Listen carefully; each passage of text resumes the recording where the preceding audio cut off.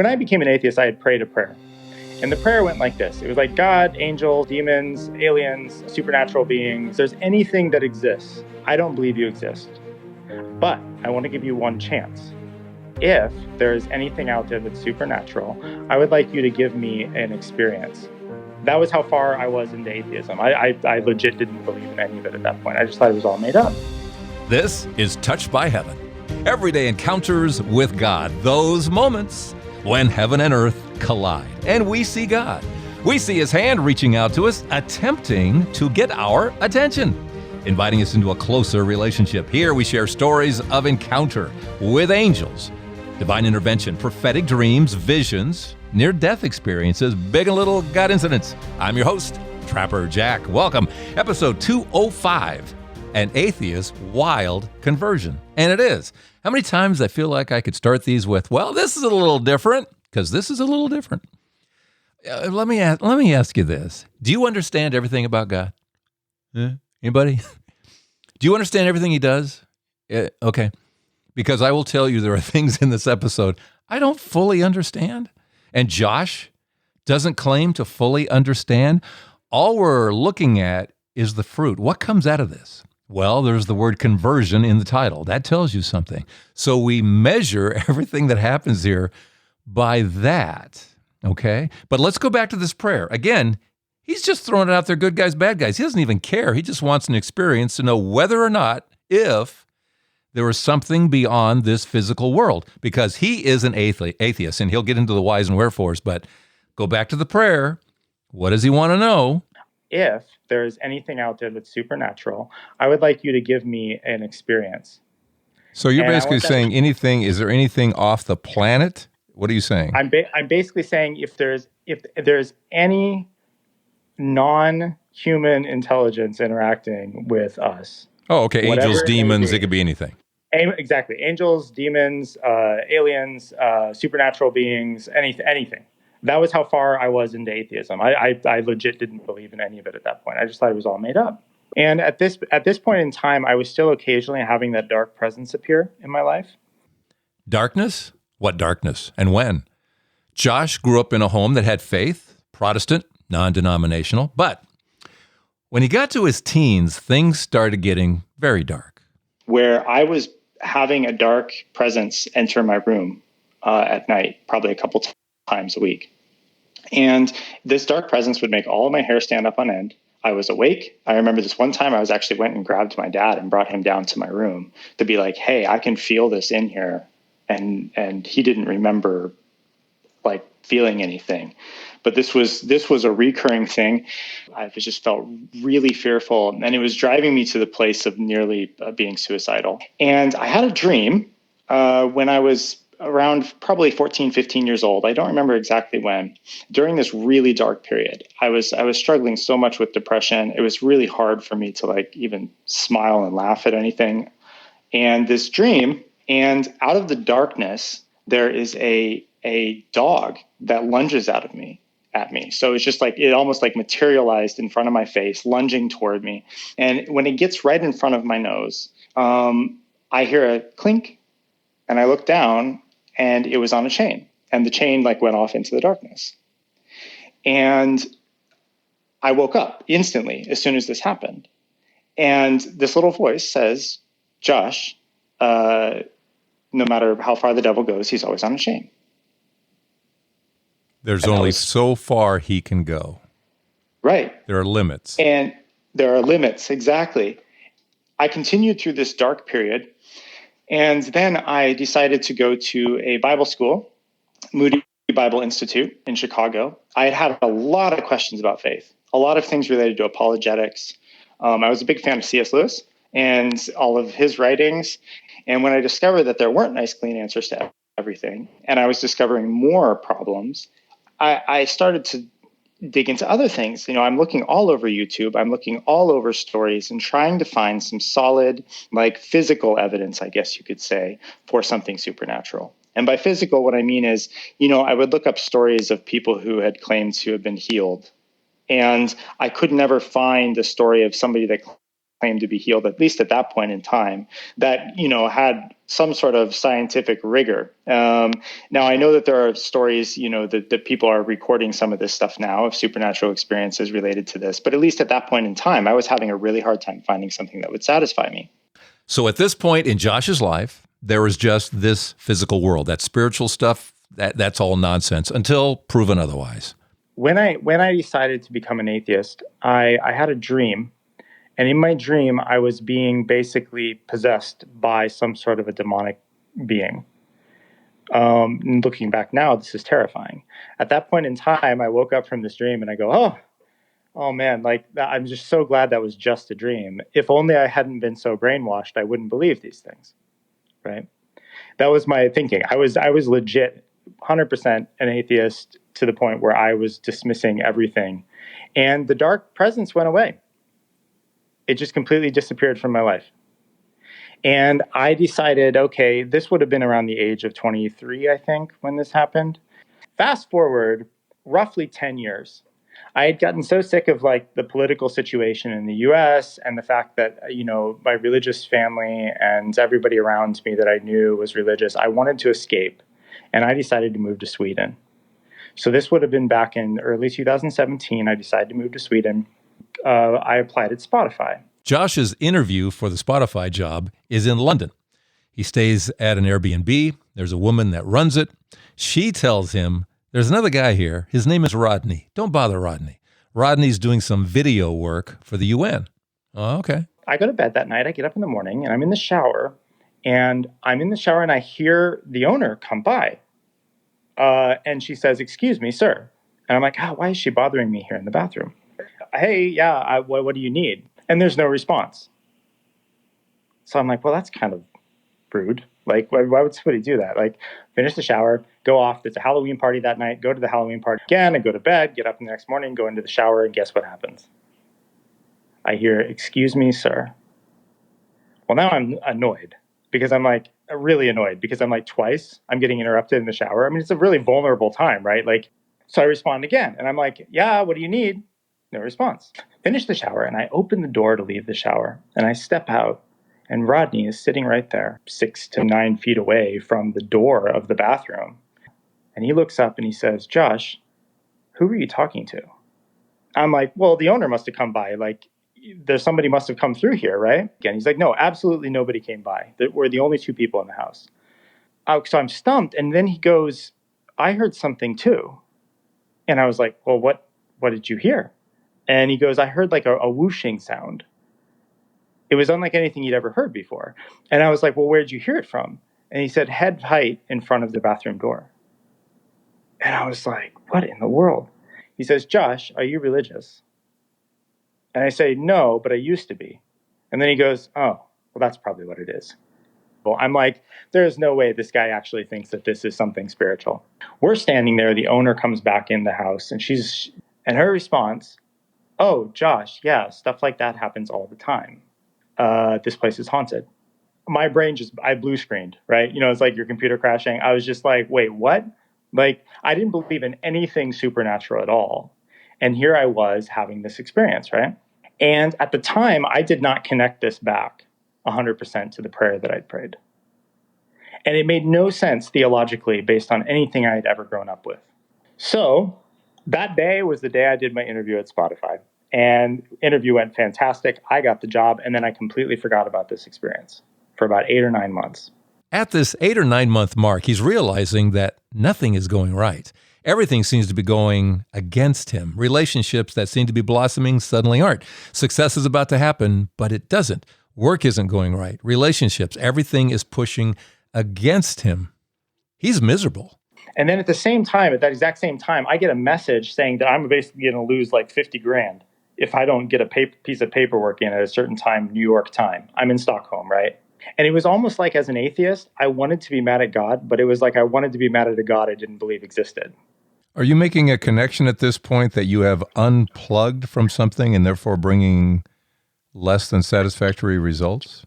Yes, exactly. I'm starting to connect that maybe this spiritual realm thing is real and I've screwed up. And I prayed a prayer, and my prayer went like this. In that apartment on that day, it went, God or angels or aliens or whatever's out there. I don't know what is going on, but I am tired of living my life for myself.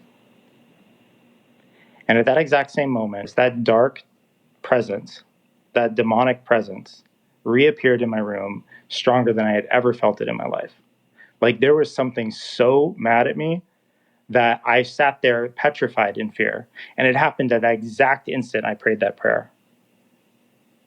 So the dark presence was gone.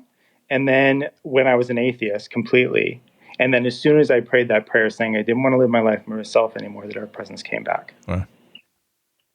Well, those with theological knowledge will understand the implications here. It's just the idea being, okay, clearly Josh has pissed off the devil, right? And now the devil is like attacking me, and it was awful for months. I was dealing with this dark presence, like again, and I could feel it from a distance. I would be walking home from work, and I could feel it about 30, 40 feet away from my apartment. And I didn't know what to do about it. Like I didn't know what to do other than I started to kind of reverse all the steps that I had taken to atheism. And I was going back and I was starting to study like supernatural things and paranormal things and trying to understand what's going on. And I had a meeting with a friend of mine named Jacob. We were both meeting there in Stockholm, and we sat down in this park. And I'm telling him the story of this voice in this apartment at the Airbnb because I was starting to realize that my entire perspective of the universe was now changing. If I was going to believe in anything supernatural, all of my atheist life was gone, right? Everything was going to have to change. I didn't want to live my life for itself, but what does that mean? Which direction did it go in? I'd already written off Christianity, so I had no idea what it might be, right? So I'm telling him this story about this voice. And he looks at me like I'm crazy, and he says, "Oh, you know what? I bet it is. I'll bet Rodney played a prank on you. Like he probably just played a prank." So I lay back in the grass, and at that moment, I see two tiny little objects high up in the sky flying along. And I turn to Jacob, and I'm like, "What's that?" And he looks up, and he sees them too, and he has no idea what they are. This was daytime, bright blue sky. I'm watching these fly across the sky. And I'm like, "This is getting really weird." Like, I mean, obviously, my head is going toward UFOs, right? That's where my head's at. And I'm like starting to think maybe I'm just crazy. But then I'm like, I'm not crazy. My friend Jacob is seeing this right here, right? I knew tiny little silver objects flying insanely fast through the sky. So whatever they were, it was very strange. I understand this is strange. I understand this is weird. And they're flying in some sort of parallel to each other in kind of some... Yep. Okay. So it'll start to make a little more sense here in a little bit because so all of this stuff ties up at the end. I decide I have to talk to Rodney. I get on the phone with him. I'm like, "Rodney, I think, can you tell me in your own words what happened in that apartment a year ago?" And Rodney goes, "You know what? I'm a strong Christian. I may not be the best Christian, but I really do firmly believe in everything in the Bible. And I am convinced that what you experienced that day was a message that was meant only for you." And his words were, "And I was supposed to be the witness." So all of that clicked together, and I'm like, oh man, this is not what I wanted him to tell me. I legitimately would much rather take a pill for being schizophrenic than turn back to Christianity. But he was basically confirming during that call that the prayer I had prayed had been answered in a way I never would have imagined whatsoever. And he almost like verbatim outlines what I didn't want to be true as an atheist. That this was the answer to that prayer. Remember the prayer, if you can call it that, as an atheist. But if there is a God or a good angel or a demon or an alien or some kind of spiritual being out there, give me a sign of something I want and experience. And it seems he's getting them. He said, "I want you to read a book about a saint that lived back in the 40s and did lots of miracles and other stuff like that." Well, that was Padre Pio. So I get this book. He says, "Don't read just any book on this person, right? Don't read any book on Padre Pio. I want you to read this particular book." So I'm reading that book, and there's all these miracles and everything like that, as you probably know with Padre Pio. And it was interesting to me, but it was at the end of the book when I come across a quote from Padre Pio. And that quote is, "The devil is like a rabid dog tied to a chain. Beyond the length of the chain, he cannot seize anyone. And you keep a distance. If you approach too near, you let yourself be caught. Remember that the devil only has one door by which to enter the soul, the will. And I completely broke down. I was just bawling my eyes out because that entire dark period of my life now was connected to what was going on here. And all of these events that had led up to this point were all connected together. And I realized that basically this was heaven's way of telling me, yeah, there is truth in this Christianity thing. And I was like, oh, you've got to be kidding me. And I had no way out of it, right? Like there was no way I could, what's the word? I had no excuses. There was no way I could deny that this had actually, all of this stuff had connected together. Whatever heaven had planned, I was, when I was 15 and all this dark stuff was happening, heaven knew what was going to happen. Heaven would have known I was going to pray that prayer. Heaven would have known I was going to become an atheist, and heaven would have like prepped all of that. And then at that point in the future, that particular quote would show up because it was the only recommendation I had at that point in time was to read that exact book, and that quote was near the end of the book. So I had to read all the way to the end of it for all of this to click together. Yeah, it's God's DVR. Yeah, he knows. He knows it all, man. Beginning, middle, and end. He knows. Yeah, exactly. And I was bawling like I said, I'm bawling my eyes out. But then I'm still like, there are still so many loose ends. What in the world are these two things flying in the sky? What's going on? I get off the phone with him. And the dark presence came back into my room right after I got off the call with him. It was awful. And for the first time in my life, I felt a light presence enter the room. There was a light that like almost a blinding, like the polar opposite of the dark presence, filled the room. It split into two, what I'm going to call angels, and they went to either end of my apartment, and I heard a small voice tell me, you need this protection. For the next period of time, I was dealing with this dark presence, I could feel that there was a war going on, that there was like a legit war for some reason going on over me, and that these angels were protecting me from whatever this was. All I know was that there were two white presences, which I'm going to call angels, that were protecting me from this. And I'm studying like crazy again. I'm like, what's going on? And then something weird started happening with this UFO thing, if you want to call it that. I went out on my balcony at one point to smoke a cigarette, and I look up, and it was blue sky, but it was late in the summer in Sweden, so the sun doesn't go completely down sometimes. I mean, it goes down, but it's still light a little bit. And I see this star in the sky, this super, super bright star, and it was moving. I'm looking at it, and it's like slightly moving. And as soon as I kind of like focused in on it completely, it disappeared, just completely disappeared. Well, this kept happening. It didn't just happen once. This happened like half a dozen times, where I would, over a period of several months, I would go out on my balcony and I would see this star thing in the sky, and it would disappear as soon as I looked at it. So I'm studying all this stuff on UFOs and everything like that and trying to figure out, has anybody ever had an experience like this before? What is going on? How does this relate to Padre Pio? That makes absolutely no sense. How did these things all connect together? And I started dating this girl in Sweden. Fell apart in epic fashion, and we were still friends though. And I go out with her one night, and we're chatting, and she's telling me that she's dealing with depression. She feels like she has to go out drinking, even though she doesn't really want to. And she says she has this dark hole in her chest that she feels like she can't get rid of. Well, obviously, with everything I'm going through, I'm thinking, okay, with the spiritual realm existing, this sounds like something dark and demonic, right? And I'm praying to God, and I'm saying, God, angels, what do I do about this? Like, how do I pray for somebody like this? I know something exists. I've read this book on Padre Pio. I know some part of Christianity is true. What do I do with this? And a word is like almost screamed into my head. And the word was deliverance. And that was the thing I was supposed to pray for.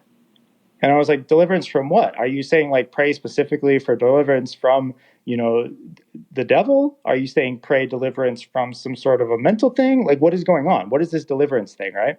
And I wrote it in my journal. I actually wrote in my journal that I'd received the word deliverance, and I wasn't quite sure what it was for. So I next day or 2 days later, I can't remember the timeline, but I go out on my balcony and I see it again. It appears in the sky. super bright. I'm like, oh, there it is again. And then it disappears. And I look back and it reappeared again a second time and it disappeared. And I'm like, whoa, it's never done this before. And I look back and it appeared again and it shot from a standstill, accelerated from a standstill, faster than anything I've ever seen move, and went down beyond the horizon and disappeared over the horizon. And I'm like, whoa, okay, so this is something. Like something supernatural is paying attention to me. Is this an angel? Is this God? Is this a UFO thing? I don't like a classical UFO thing. I have no idea, right? It's that close. I mean, that this isn't way up in the sky somewhere. This is that close. I couldn't. It was hard to judge distance, but I would imagine it would be like about as far away as maybe like a jetliner when it's flying at max altitude. Oh, okay. Well, we're talking 30, 40,000 feet away. Yeah, but it was very hard to judge distance because, if you have a plane, you can kind of see the size based on whether you can see the wings or not, right? And you can get a kind of a feel for how far away it is. But this was just like an orb. It was just like an orb of fixed light. That was it. When it shot away from me, it went down past the horizon. So it was actually moving so fast, it like instantly went from standstill, basically, gently moving, maybe like the speed of a drifting balloon was basically about the speed it was moving in the sky, and it accelerated down past the horizon. About a week later, 2 weeks later, I don't remember, I was like studying stuff on UFOs. I'm like, I couldn't find any stories in all of history, all recorded history. I was digging through everything you could possibly imagine of anybody that had a recurring star-like UFO appear to them. Except for, when it hit me, there is one story where that happened. And everybody knows it. It's the Christmas star. And at that moment, I was like, oh, you have got to be kidding me. I was like, there's no way I'm supposed to follow this thing. Like, that's beyond insane. And I was like, so I prayed, and I said, God, angels, that's the only story I know in all of history that I can find of this ever happening to anybody. If you want me to follow this, do it again. Well, you can guess what happened. A couple days later, I got on my balcony. I'm looking all over the place. I don't see it anywhere. And right at the exact instant that I gave up, I see it shoot out of the sky to the same place it went to before. I grab my phone. I go to Google Maps. I point Google Maps to where this star went. And I start scrolling. And I come across an entry on Google Maps that just says New Life. And I click it, and it's a church. And it's an English-speaking church in Stockholm. I knew some Swedish, but I was not fluent in it, right? And I'm like, oh, man. I was hoping this would lead me to like a Buddhist center or something like that. Anything but Christianity, right? It was a Protestant Christian church, and I decide I have to go. So I go to this church, and I'm sitting there in church, and the pastor that was there that Sunday, and he happened to be doing a special series on spiritual warfare.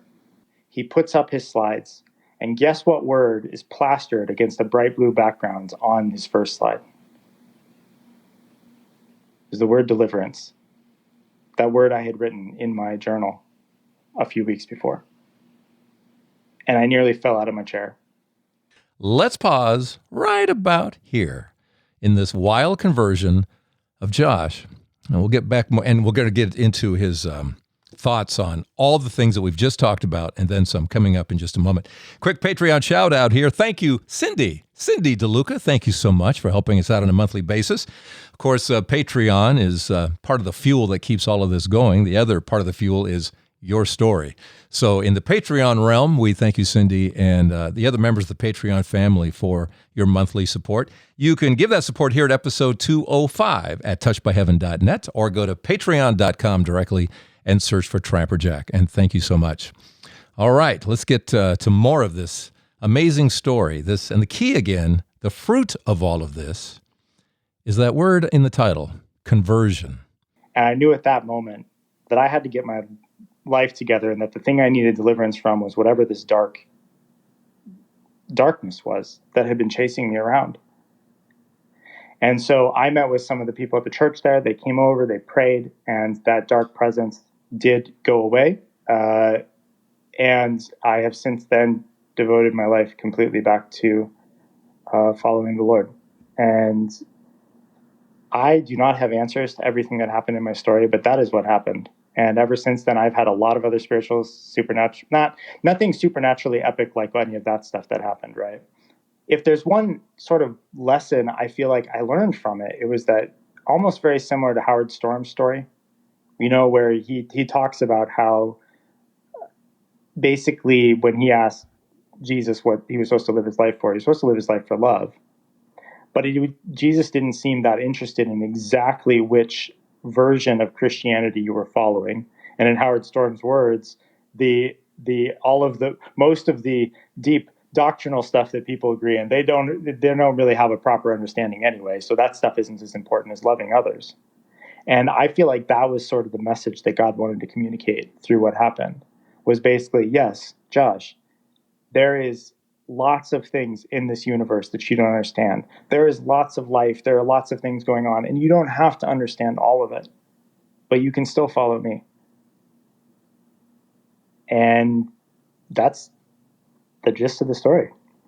This message is so strong, Josh. It's so strong. It popped up on episode 200 when a Hindu by the name of Santosh, he gets a near-death experience, and in the afterlife, he a Hindu is not expecting to find this Jesus guy, and there he is outside the gates of heaven. And the beautiful theology of what Santosh experienced was, he said, I saw 12 giant gates. Well, that's what Revelation says too, representing the tribes of Israel, and there was this narrow door, and the only way into heaven was through the narrow door, the narrow gate, as Jesus said.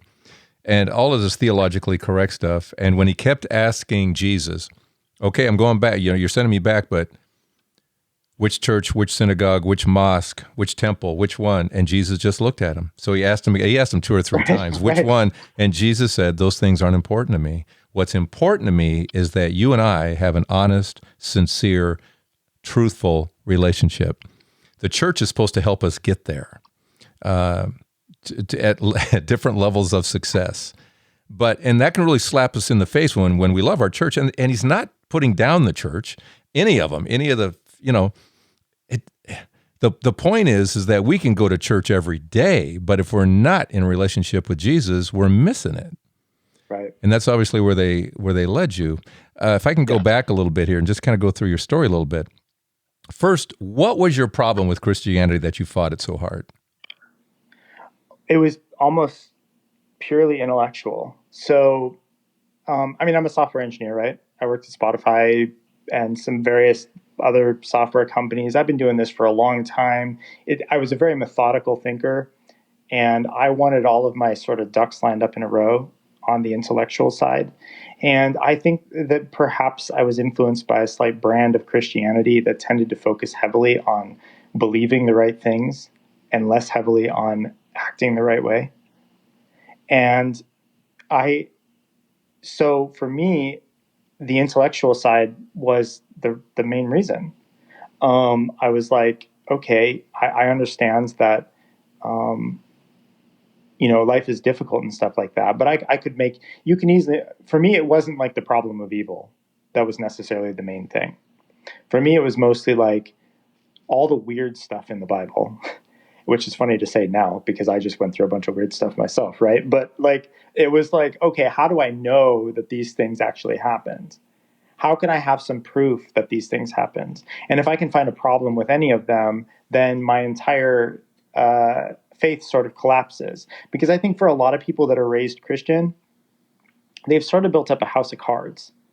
And they're not really sure which pieces of their faith are like, they think it's all tied together, like tightened up like a knot, right? Like where if one tiny little thing might be slightly different than the way they were taught about Christianity growing up, then the entire thing falls apart. And I think my message now is that, similar to, is it Santosh, he said? Yeah. I don't think heaven cares that much about whether we have a perfect mental model of what's going on in the spiritual realm. I never got like a perfect answer on what exactly it was I saw in the sky. I never got a perfect answer on what it was that, or who it was that spoke to me in that apartment. I could speculate about, well, was it, an angel? Was it Jesus? Was it some other thing? Who knows how many other, Well, that's just it. You asked, is there something else? And you got just about everything. You probably got ghosts.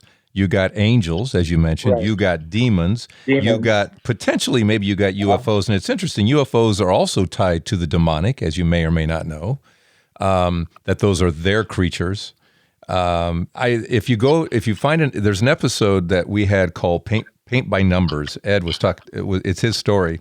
He too went outside. He too saw those lights up in the sky, and he too, when he thought about something, they would kind of zip along to his thoughts. And he went, "Wait a minute, are we connected here?" And they were connected. They were in his mind, basically. He was in their minds, however you want to phrase this, so that. And his girlfriend told him, it's like, it's a bad sign. It's a bad sign when you're so connected that when you think something, it zips and zags up there. Well, the thing I have a difficult time with, though, is why would it lead me to a church then? And that's curious, because is it the same thing?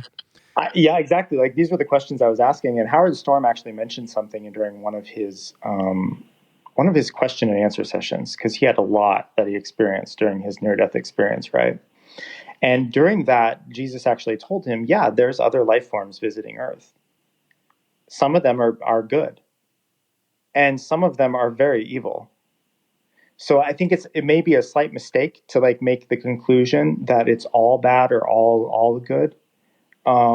If you think of the story of the Magi, for example, like, we tend to think of it because it says the word star, right? Like, we think, oh, what was it, the physical star, right? In that story, at that point in time, they did not believe it was actually a physical star. So there's actually evidence that whatever this was not a classical physical star. Right. And they just wouldn't have words. Well, to describe it, and if you really think about it, if you're trying to direct me to your house, you're not going to say, follow a star, because you know what I mean? I mean, let's get real here about this, because you're not going to go right across above a stable and in a cave and all of that. So some of the mystics say it was a star of sorts, but it was like right down here. It was, this creation. Others say stars can also be angels too. Stars are referenced as angels, and angels as stars sometimes in the Bible, and designed so you could follow a star to a certain spot, So yeah, there's some good questions there, but I found it interesting that in your case, you basically just kind of opened it up, which is always a danger. You just opened yourself up to whatever's on the other side. Well, guess what you got? Yeah. You're going. The demon's going to jump in there right away, and God's going to allow some things to happen for you to be awakened, isn't he? Yeah, exactly. And it's I almost have a perspective now that the universe is probably full of more life than we can possibly imagine. I believe that's true too. I think if I were to say, like, the point of the story to me is that there are dark forces out there, and if you mess with them, similar to the Padre Pio quote, you will be caught. You will be caught. And the truth is that even if you think your life is like perfectly fine, if you've given in your will to resisting what God wants, you're opening yourself up for forces you don't understand. And God is there to deliver you. It's very interesting. My name is Joshua, which is the Hebrew version of Jesus, right? Right. And the word Jesus means God is deliverance. Or God saves. It's kind of who he is and what he does. Yeah, yeah. Yeah, it's like a defining trait that God is the one who steps in and rescues and saves people from the darkness into the light. And so I just challenge everybody. It's not so much exactly which version of Christianity you follow. Heaven knows that we're humans and our brains are limited in their understanding. And the reality is that, it is a walk by faith that we have to make, which means we're not always going to get the answers. And so the thing that heaven is looking for is people that are, first of all, wanting to turn to Jesus, and second, that are people that are walking in a way that would be like a little Jesus, right? I mean, the word Christian means a little Christ, right? It's like a little. You're trying to be that light in the world. You're trying to spread light and push the kingdom of God out into the world. And that's now my defining trait in my life. And I really hope this story is helpful to someone. I understand there's parts of my story that people will probably confuse people. But I think if there's one thing out of my story that God gave me, is that God is willing to go to any great lengths he needs to. If you sincerely pray and are honest with God, like completely honest with him, no holds barred. He doesn't care how you say it. He doesn't care, what, any of that, right? Just be honest with him. Be straight.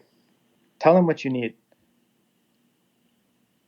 And ask him to help you. And if God can show up in my life in this way and turn me back to Christianity, he can turn anybody back that's sincere. That's beautiful. I know we all, some way or shape or form, we want to put God in a box, don't we?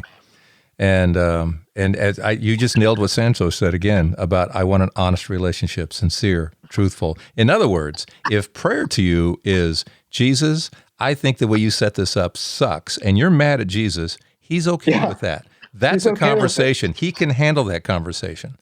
Absolutely. Absolutely. And he wants that conversation. He wants it just like he wanted that conversation with you. You just did not want to swallow all that stuff.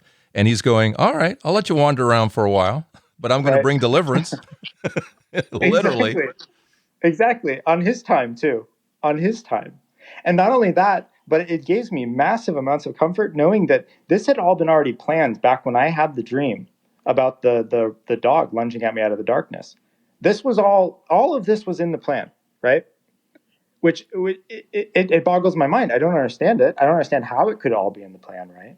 But if you're just honest with God and you're straightforward, tell him what confuses you. Tell him the problems that you have with your local church or with a particular belief or with something that you've discovered in science or whatever that's confusing you. Ask him. Be like, hey, this doesn't make sense. I want to know. I want to understand. Like, can you give me some sort of a perspective that makes sense of this? And if you're like, hey, I'm not sure about the supernatural stuff as well, ask him. Just be straightforward and ask him and say, hey, I don't get it. Like, none of this makes any sense. Josh's story sounds crazy. I need something for myself. Right? Until you, as you say, until you look at it as a whole, it's beautiful. Yes. That dream of the dog and the clink and the, he can only go so far. And God knows it all. He gave you the dream. He gave you the Padre Pio book. He's here. Connect these two. See how this all works. He's bringing you to deliverance. That yes, Jesus is the one. I mean, it's a dazzling story, and you don't have to understand every aspect. Nor do any of us have to understand every aspect of our lives. We just we have puny brains to understand this. We do. I consider myself. Let's just say that all of that experience definitely humbled me significantly because I relied a lot on my intellect, and it convinced me that, wait, hold on. I'm not going to be able to solve all the problems with my intellect. The problems that need to be solved need to start in the heart. I consider the finish, I guess, when I was at that, when the slide appeared on the screen that said deliverance, right? Like that's sort of the culmination where everything kind of clicked together, right? And I was like, I have to write this down. But nobody is going to believe it. And at this point in time, I'm just like, well, I hope my life and the fact that I'm trying to live as I imagine God wants us to is enough to convince you that I'm A, not crazy, and B, that I definitely do believe this now. So, for those who are Protestants, they tend to be upset at the whole Padre Pio thing. And it's enough to actually, I've had some people hint that maybe this was all demonic. Like the whole thing was demonic, right? Like, and that's a heck of a demonic thing that brings you back to Christianity. So how do you figure that out? Yeah, exactly. I don't know where that logic comes from. I don't get it, but Well, they said the same thing to Jesus. It must be demonic that he's driving out demons. Hello? Yeah, exactly. Part of the process, I think, of being in an established relationship with God is understanding just how little you know, and that your walk of faith is that. It's not about bullying other people around with beliefs or bullying other people around by trying to nitpick on little sins here and there or trying to control others. Look, like we're all in the same boat. We're all sinners. Right? I mean, sinners go to heaven, sinners go to hell. Somebody's saying, I'm sorry, somebody isn't. Exactly. Sometimes there's mystery. Catholic Church is one of the things I love about going to Mass is they always talk about the mystery of faith, right? And I wish that I think that is an element that we have to keep forefront in our mind, is that there is mystery. And at the end of the day, when you strip away all of the questions, when you strip away all the intellectual stuff and everything, all of it, just wipe it all away for a second. Are you a person that God wants you to be? That's the question. Are you living your life the way God wants you to live it? And the only way you can find that out is by asking him, right? Like you have to go. So the only way that you're, first of all, going to have a good, be following God properly is if you have that righteousness with God, which obviously comes through Christ. But the point is that there has to be that connection, and then you're walking in faith. You are following Christ. So, there's all those concepts, and you are being a light to the world. That's my message. Yeah, and I know that there's probably going to be more to my story going forward. You're not done yet. How old are you? No, I'm 37. Okay, you got a long way to go. He's had you on an interesting ride, just a really interesting ride. What I love, though, here's what I love about what God did with you. He takes you to a church in which you needed to learn that lesson about deliverance. That was the right church for you at that right moment. 5 years after Santosh came back from his near-death experience, 5 years, he has not stepped in a Christian church yet. He steps into Grace Church here locally. He goes in, and the pastor is speaking on the narrow door, the narrow gate, exactly his experience in his near-death experience. That's the church for him.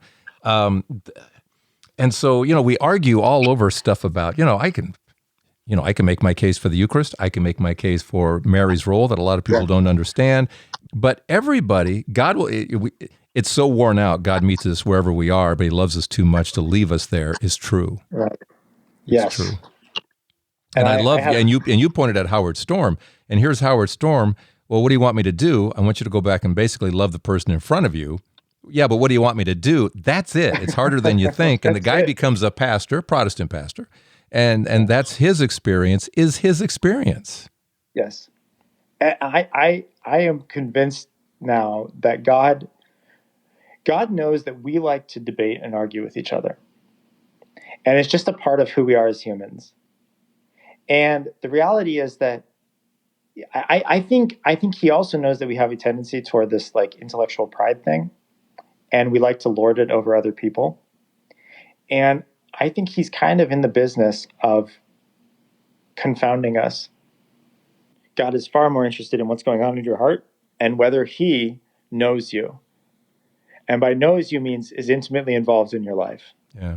And I pray to God all the time. I'm like, show me where the devil is working. Which is a strange prayer to pray, I suppose, but I've had plenty of strange prayers in my story. So I'm basically like, how do I know? Jesus said he came to destroy the works of the devil, right? So if we're going to also live that out in our lives, of being a light that's able to help destroy the works of the devil, we have to know a little bit about how he works, right? Jesus said, be innocent as doves, but as shrewd as serpents, right? The idea being, how a serpent thinks, so that way you can counteract it. But you yourself are pure inside. You yourself, in the depths of your being, have pure motives. And God sees those pure motives. And if you're going to him, he will show you how to walk through things. And as Jesus says, my sheep hear my voice. And I really do believe that's true. And I've definitely heard God's voice many, many times since I came back. And you bring up the point, the spiritual battle. We're all a spiritual battleground. They're fighting over every one of us. Yep. And so many of us are oblivious to that fact. Just oblivious. I used to be there. I understand oblivious. I totally get it. Yeah, well, me too. Yeah. So keep your chin up, keep your face forward, pray every day, and always try to show as much love as you possibly can to everyone, even during those dark periods. And, the devil will flee from you. He will run away from you when he sees you doing that. I was about to ask you, what's your takeaway? Was that it? Oh, we can make that my takeaway. How's that? That was good. That was very good. I love this podcast. I absolutely love this podcast. And I love the fact that you're giving, that you're open to varieties of experiences in relation to turning to Christ and living out that life. I think God really wants unity in the church. And part of that unity is realizing that, hey, other people might think differently, but God's still working in their life too.